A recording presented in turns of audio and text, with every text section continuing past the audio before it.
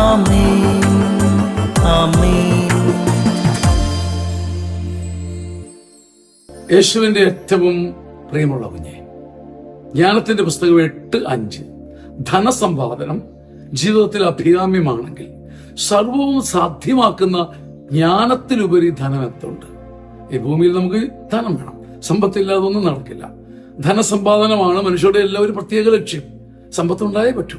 പക്ഷെ ധനസമ്പാദനം ഭൂമിയിൽ വളരെ ശ്രേഷ്ഠമാണെങ്കിൽ എല്ലാം ഭൂമിയിലേക്ക് ഇറക്കുന്ന, എല്ലാം നമുക്ക് കൈവെള്ളി തരുന്ന വിസ്ഡം, ദൈവിക ജ്ഞാനം, അതിലുപരി ധനം എന്തിരിക്കുന്നു എന്ന് വെച്ചാൽ, ധനം തേടാൻ ഓടുന്ന കരുത്തോടുകൂടി, പണം സമ്പാദിക്കാനുള്ള മോഹത്തോടുകൂടി ജ്ഞാനം സമ്പാദിക്കാൻ അധ്വാനിച്ചാൽ പണത്തിന് തരാൻ പറ്റാത്തത്, സമ്പത്തിന് നൽകാൻ പറ്റാത്തത് ദൈവിക ജ്ഞാനം, ക്രിയേറ്ററാണ്, സൃഷ്ടിയാണ്. സൃഷ്ടിക്കാനുള്ള വൈഭവമുള്ള ദൈവിക ജ്ഞാനം നിനക്ക് പണം തരാത്തതൊക്കെ നിന്റെ മടിയിൽ കൊണ്ടുവയ്ക്കും.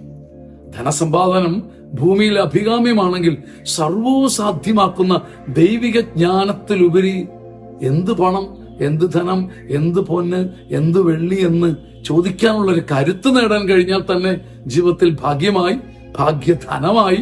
കർത്താവിന്റെ ഈ വചനം നമ്മുടെ ഉൾക്കണ്ണ് തുറക്കട്ടെ. പൈസയ്ക്ക് വേണ്ടിയും പണത്തിന് വേണ്ടിയും നമ്മൾ ഓടുന്നു. അതിലുപരി സ്നേഹത്തോടുകൂടി ദൈവിക ജ്ഞാനം തേടാൻ ശ്രമിച്ചാൽ പിന്നെ പുറകോട്ട് തിരിഞ്ഞു നോക്കേണ്ടി വരികയില്ല. ആമേൻ ആമേൻ.